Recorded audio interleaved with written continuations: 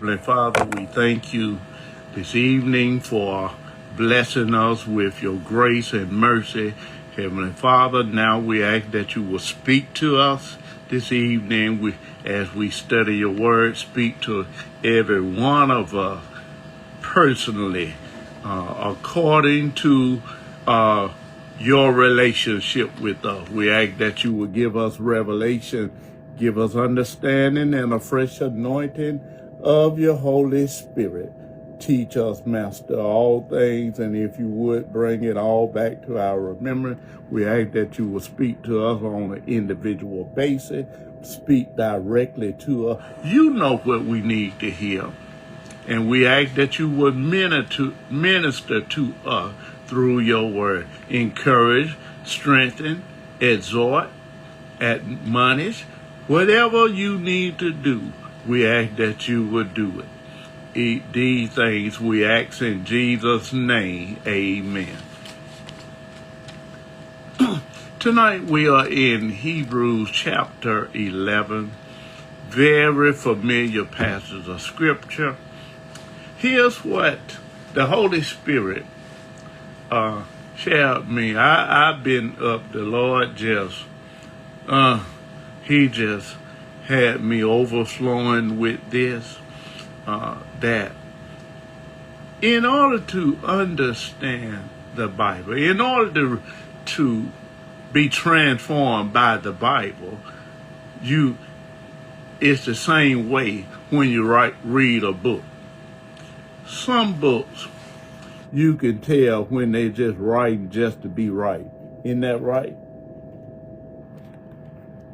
And then there are other books that feel like the writer is in the room with you, having a conversation with you over a cup of coffee.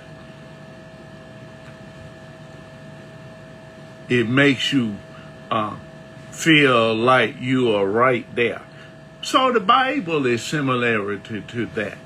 When we have to look at this, to help us with the Bible, we have to look at it from the perspective that God is the one that's talking. Am I making sense? You have to go beyond the one that wrote it, because God is the author. Amen. He's the author of these books, and he inspired these men through the Holy Spirit to write what he wants them to write. So Hebrews chapter 11, familiar passage of scripture. I told you last week that the verses that we finished last week is connected to Hebrews chapter 11. Amen. And chapter 11 is connected to chapter 12. Good evening, Gail. They are connected. It's a letter. It's a book written. Y'all didn't hear me. So he's encouraging us in chapter 10 about endurance. See, I told you last week, it's not about how you start off in this Christian race. It's how you finish. Many people have started when I got saved. When I got saved, I was 12 years old. Many folks started off in this race, but not all of them is still in the race. Some of them dropped out of the race. Amen. They quit in the middle of the race. Amen. Some of them disqualified themselves in the race. How do you disqualify yourself, Reverend? By trying to take a shortcut. Amen. Can't say amen, at least say out. Paul said to Timothy in 2 Timothy, he said, I have finished my course. I fought a good fight. In other words, what he's saying, I didn't try to break the rules. I stick with the rules. Even though I had an enemy that was cheating, even though I had an enemy was a dirty player, I didn't play by his rule. I stuck to God's standard. Y'all got to remember. See, there is no shortcut. And we need to know. Now, the writer here in verse 1 lets us know he deals with a description of faith, but it's coming from a legal perspective. Am I making sense? So in verses 1 through 3, we see the nature and the foundation of faith. In verse 1 and 2, we see the reality of faith. It said, now faith is the substance of things hoped for, the evidence of things not seen. For by it the elders obtained a good report. Let me ask you something just to ponder on. Have you ever been on jury duty? Have you ever had to listen to a case? Even if you ain't been there, have you ever looked at Perry Mason, Matlock, Law and Order, all of those shows that have courtroom shows? Amen. When they start off, the judge comes in and they say, all rise. This court is open for session by the Honorable Judge so-and-so. Well, I want to tell you, we are in a courtroom. We're in a courtroom called life. Oh, y'all didn't hear me. Not only life is a classroom, but it's also a courtroom. And every morning we get up, we are going to deal with a courtroom session. And here I want to tell you this evening, all rise. The courtroom of heaven is open for this case. And I present you the most honorable, most high Jehovah. Because he is our judge. And when they present the case, I want to tell you, this case is about faith. Y'all didn't hear me. He said, now faith is the substance of things hoped for. Did y'all see that? He deals with assurance. This is about faith. Everything you deal with in your life is about your faith. Can I tell you, before I go any further, whenever you get under attack, it ain't about you, it's about your faith. It's about your faith. Oh, y'all didn't hear. Faith is not meant to be heard. Faith is meant to be seen. Anybody could hear faith. Am I making sense? I remember a movie, one of my favorite movies by these brothers that made the movie. The movie was called Overcomers. And this man stumbled in a room by accident to see this man. He was blind. He didn't know the man was in there until here. So he asked him several questions. Finally, one day, he asked him to pray for him. He said he would pray for him. And then but he was a coach. He griped about he lost his basketball team. He griped about all the stuff that he's been going through. Amen. But does that sound familiar? And the man said, when he went back to visit him, he said, let me ask you this. He said, who are you? He said, well, I'm a coach. I'm a husband. I'm a father, all of that. He said, if they took away all of that, who are you? He said, well, I'm a servant of Christ. He said, really? Why you mentioned that last? Ah, have mercy. Y'all didn't get that. Our status in life does not dictate our identity. Our identity is either in Christ or in stuff. Y'all didn't hear me. I had to learn. God had to teach me. In my past, my identity was in the relationships I was in.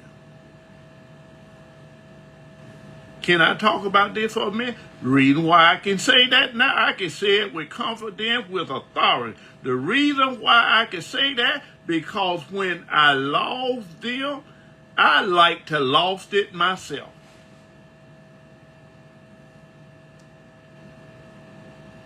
Y'all didn't hear me. See, when a person's identity is tied with another person, when they are gone, you'll lose it. When people lose their money or their houses and cars or their health, they lose it because their identity is tied in to that. Y'all didn't hear me. I'm not going too fast this evening. We're going to take our time in this chapter. Our identity should be in Christ.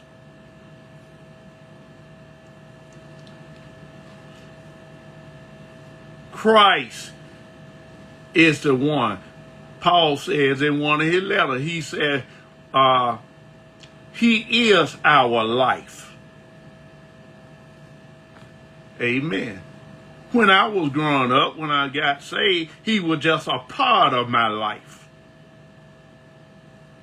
That's why I could take him up, pick him up, drop him off, put him in the closet, put him in the trunk whenever I needed it, because he was just a part of my life. But out of all the stuff I've been through, he's not a part of my life now. He is my life. In him, I live. In him, I move. In him, I have my whole being. In him. When I went through relationship, my kid was taken away from me. It broke me. But I had to get to a level in my life with Christ that even if the dog leaves, I can get another dog, but I can't get another Jesus. Amen. Stuff can be replaced. He can't. He's irreplaceable. You can never find no one can do you like Jesus. That's why they made a song. Can't nobody do you like Jesus. Can't nobody do you like the Lord. Other songwriter said, I searched all over, couldn't find nobody. But y'all didn't hear me. I searched high and I searched low. I still couldn't find nobody. There's nobody like him. And I know we love people, but they are not him. Am I making sense? He says it's the evidence. See, the word evidence here means proof. Y'all didn't hear me. The word substance means your faith is a title deed. Can I talk about this for a minute? Your faith is the title.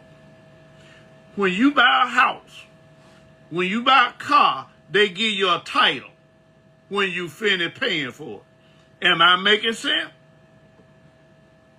Come on now. They give you a piece of paper letting you know that's your title. It belongs to you. You paid for it. Am I making sense? Your faith is your title. That's the title deed. Prayer, I grew up with this saying, prayer is the key to the kingdom. But your faith is what unlocks the door. Without faith, Jesus said, whatever you ask, if you believe it in your heart and do not doubt, he didn't say you shall receive it. He said you shall have it. And I staked my life on that because I tested it. And I found out he's a person of his word. Boy, y'all, you hear me? That's why I'm passionate in this, because I know you can trust his words.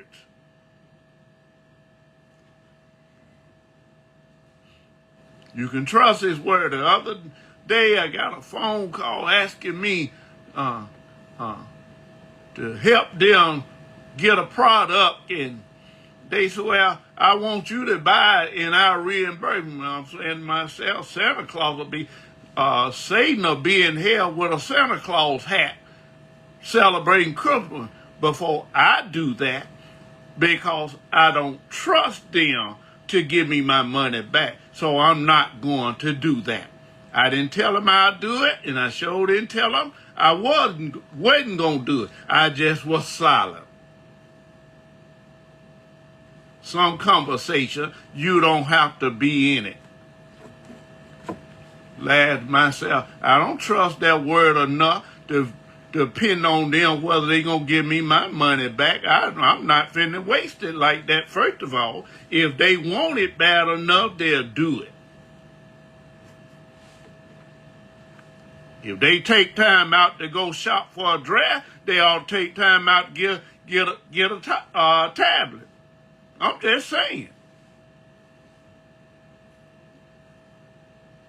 But Jesus, you can trust his word. The Father, you can trust his word, because the scripture tells us he's not a man that should lie. Neither the Son of Man that he should repent.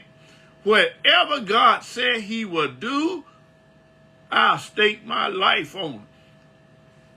I've been in ministry for almost 34 years, and I will stake my ministry on what he says. He's a person of his word. Amen. It's the evidence.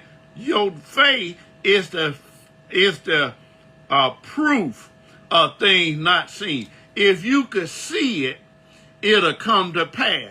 Your faith ought to take you beyond what your human eyes can see. Your faith ought to see what's in the spirit realm.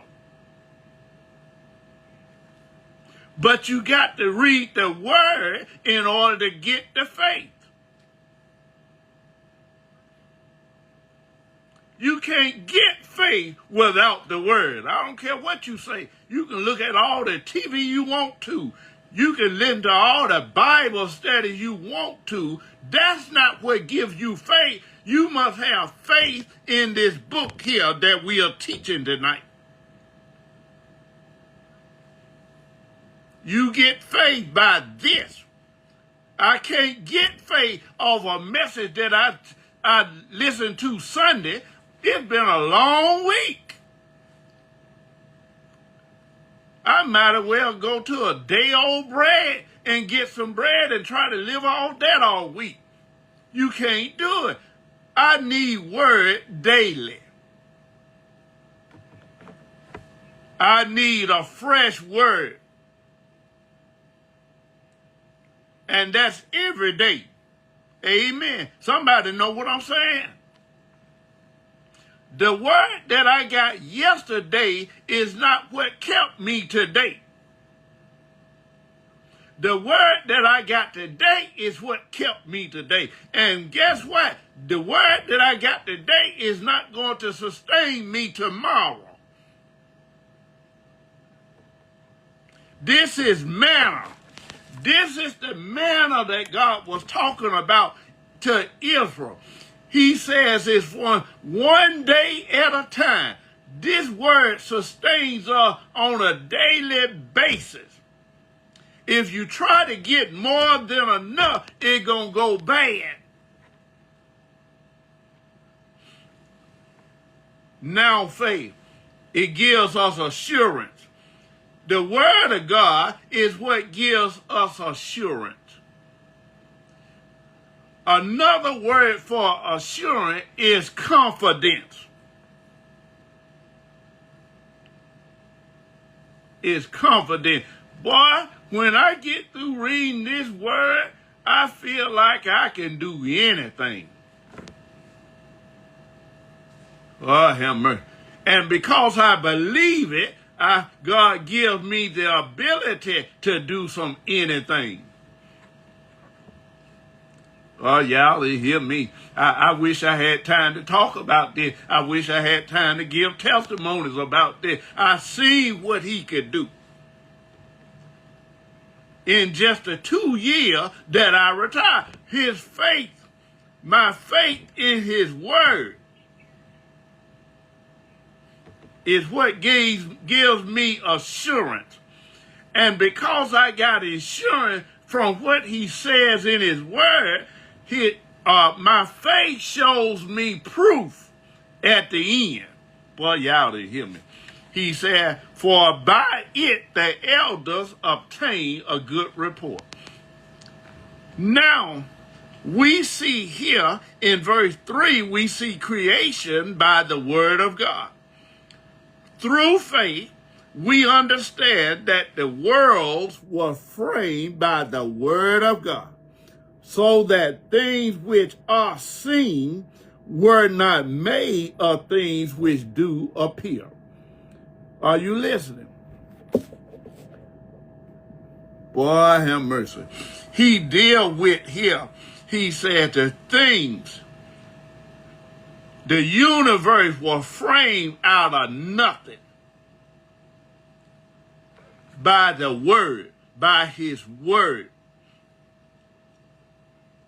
And because of that, it established physical reality from spiritual power. That's why your words are important. This week I had sent out devotionals through email. And I don't know whether anybody paid any attention. This week, the devotional was centered around your words. But y'all didn't notice that. Y'all probably ain't paid no attention. I ain't talking about the one I sent through your phone. I'm talking about through the email. Those were different. It was centered around words. Why? Because your words have power. Why they have power, Reverend? Because you are made in the image of God. And because you are made in his image, you have the ability to speak, and it will come into existence. Oh, y'all didn't hear me, boy. I'm trying to get y'all to see. Somebody needed to hear this evening. By the word, through faith, the worlds were framed by the word of God. That ties up us with Jesus. Even though in the book of Genesis, you won't find the name of Jesus in the book. but you can see Jesus in the book. Amen. You can see from verse 1, you can see Jesus in the book. Called Genesis 1, verse 1 said, in the beginning. In John chapter 1, verse 1 said, in the beginning. Oh, y'all didn't hear me. I'm telling you, when I discover that words have power, I learned it. That's why I have to be mindful of what I say, because now I realize words have authority. Let me tell you why I say that. That used to be a Rally's place on Bessemer Superhighway. And I went there. I had a taste for a banana shake. And I went there to get a banana shake. And the young lady, she lied to me. Anytime, here's the thing about it, I can deal with folks lying with that. That doesn't bother me. But when you volunteer a lie when I didn't ask you nothing, that's a different thing. She handed me a shake. I noticed she got it quick. She said to me, it's vanilla, it's banana, it just looked like vanilla. Well, why you got to volunteer this information? Because I didn't ask you anything. So come to find out, when I pulled out a driveway and I tasted it, it was a vanilla shake. And because of that, my words flew out my mouth. I didn't go to cursing, no. What I did say, I hope y'all close down. And the next weekend, it was closed. That taught me to be careful when I speak. Because words have authority. And when you are a child of God, when you are made in his image, what you speak will come to pass. Amen. Somebody need to know that. So you have to be careful what you speak, because it will come to pass. Oh, have mercy. You said one fella that used to come to our church, he called me one Wednesday and said, Reverend, I won't make it to church Sunday because I'm sick. I said, well, today Wednesday. I said, how you know what you going to feel by Sunday? I just got tickled. Bless his heart. He didn't show up, so I'm assuming that he did get sick by Sunday morning, because he spoke it into existence. Am I making sense? He said the universe was framed by the word of God. In verses 4 through 7, now I won't tell you now, here's what the writer, and I done heard this chapter taught many times over the years, but God showed me something, what he was really trying to do. This book was not just to enjoy reading. It was really to help encourage us and build our faith. See, faith, I told you, has to have some evidence. And so God, under the inspiration of the Holy Spirit, he is giving us witnesses. I told you earlier, I said this session is open. Faith is a legal word according to this. It's your title deed. That's what we anchor. Faith serves as a spiritual substance and a legal guarantee for future promises that already, even though you don't see them, but you can stand on those promises because they will be brought to pass. It's a legal word. Y'all didn't hear me. The writer gives us a legal description of what faith is, and then he pulled up the record with witnesses that can testify, and they are the pure evidence of what faith really is. The first one we call into session to the witness stand. We call in verse 4, we call Abel. Can't you picture Abel being on the witness stand? And the lawyer says, what do you have to say about faith? In verse 4 said, by faith, Abel offered to God a more excellent sacrifice than Cain, by which he obtained witness that he was righteous, God testifying of his gifts, and by it he being dead yet speaks. Can I let you in on a secret? Your life is your witness. Oh, have mercy. We getting down to the nitty-gritty right now. Your life, not your word, your life is your witness. I'm going to take you old school a little bit. They used to have a song saying, if you got good religion, you ought to show some sign. Am I making sense? Your life is the evidence. I'm going to take you back to what I said. I told you about the movie. The blind man asked him, he couldn't see physically, but he could see spiritually. He said to the man, he said, you said you're a believer, but you act like you're not. Now, that's his witness. Isn't that something? How many folk said they are believers, but they act like unbelievers? Am I making sense? I'm glad you're quiet. I can hear a pin drop now. Your life shows whether you are a believer or not. It's not what you say, it's how you live. Don't know. See, I know that old cliche, God knows my heart, but listen, the world don't see your heart. They only see your actions.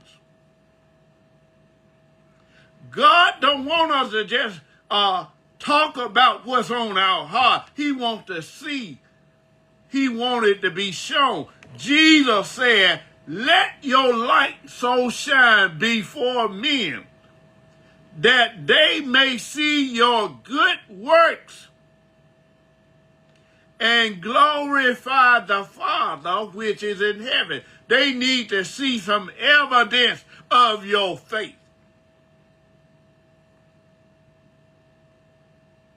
It's hard. Who they gonna believe? What they gonna believe if I say I'm a believer, but I'm sitting there with a crack pipe in my mouth? Are they gonna believe what I say, or are they gonna believe based off what I'm doing? Amen. They go by what they see. And I can say, we can talk about the Lord know my heart, but he ain't told us to let our heart shine. He said, let our works, our light shine, that they may see your good work. Your good works now. I said good works. Not just works, your good works. For God to receive the glory. Ah, have mercy. Abel said, I offered an acceptable sacrifice. God accepted. Let me tell you something. Preachers over the years talked about the problem why God accepted Abel's offering and rejected Cain's offering. It wasn't, see, Abel offered a lamb because he was a shepherd. Cain was not a shepherd. It wasn't in what he gave. It was the attitude in what he did. It was his motive. I'm not making it up, because in the New Testament, the Bible said about Cain, he said his deeds were evil. Can I let you in on a secret? Thank you, Holy Spirit, for reminding me. There are many folk that give all the time, but guess what? God has not accepted their gifts. I'm on Bible ground. This is not an opinion. This is not a thought. Why you say that, Reverend? Because Matthew chapter 7, Jesus was teaching. He said, if you bring your offering to the offering, if you bring your gift to the offering and thought about you have out with somebody, he said, leave your gift at the altar. Go find that person and be reconciled unto them, and then come back and offer your gift so that God can accept your gift. Let me tell you something. God does not accept gifts when you are walking around with broken relationships. Yeah, I'm glad you're quiet. This here Bible says he does not accept gift. I don't care whether you tithe. I don't care if you give 90% of your income. It doesn't matter. If you still walking around burning bridges and you ain't settled this stuff, God ain't received it. He has given us as believers the ministry of reconciliation.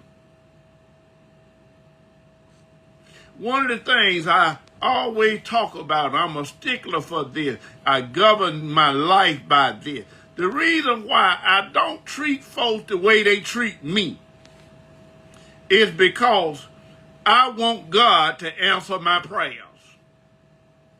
I'm a stickler for that. And I don't want anything or anybody to cause me not to get my prayers answered. So I believe in respect and honoring people, so that I won't get my prayers hindered. I don't want them to listen. I might need them in a hurry one day. And I'm in trouble if I disrespected somebody and expect God to answer my prayer. That's not the way he works.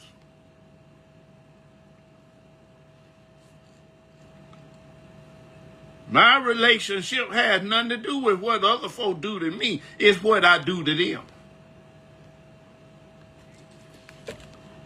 Am I making sense? Abel said on the witness stand, he testified that I will declare righteous, not base. See, everything you do.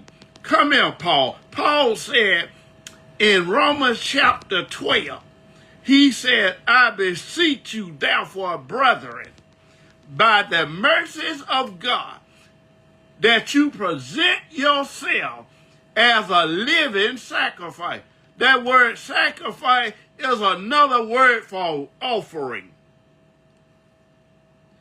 God don't care nothing about what you give him if you hadn't offered yourself to him first. He don't want your stuff. He wants you. Because if he get you, he can get the stuff. Let me tell you something. I have a habit that I do.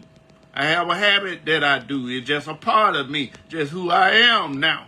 Before I pay any bill, I honor God first.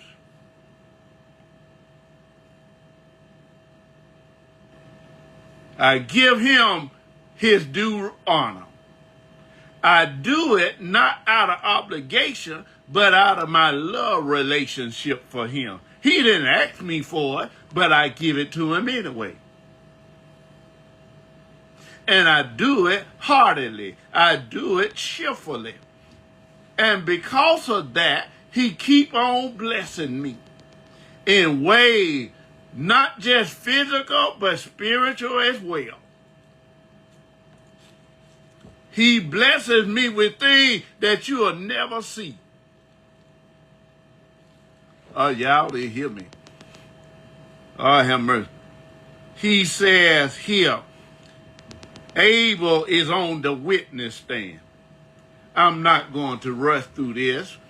I want to take our time with this. And if you will, I don't like to run past the time. So tonight we're going to pray. And if the Lord's will that we live to see next Thursday, we're going to go to the next verses in verse 5 and 6. Amen. Our Father, we thank you for teaching us.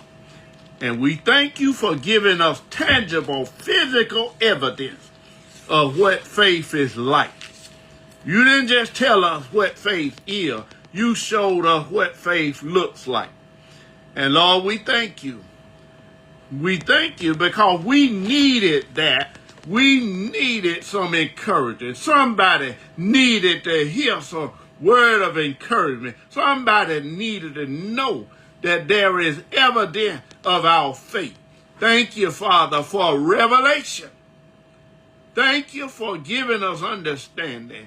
And Lord, we ask you, we thank you for every person that you drawn this way, by way of telephone or by way of video. We ask that you will not let a soul leave here without being blessed. We thank you for the thing that others can't see, but we are living testimonies because of you.